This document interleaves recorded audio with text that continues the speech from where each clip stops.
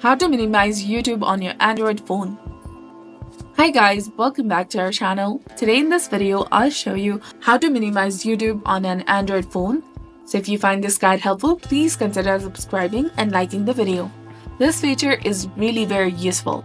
So now let's get started. To minimize YouTube, open the YouTube application on your mobile device first. Make sure that you're logged in with your specific account. Now launch a video you'd like to play. And once you do that, tap on the three lines in your phone. Then press and hold your finger on the icon in the app viewer.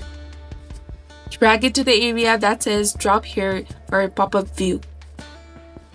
The video will pop up and you can adjust its position by dragging the blue line. Resize the video by using the corner points and you'll be done.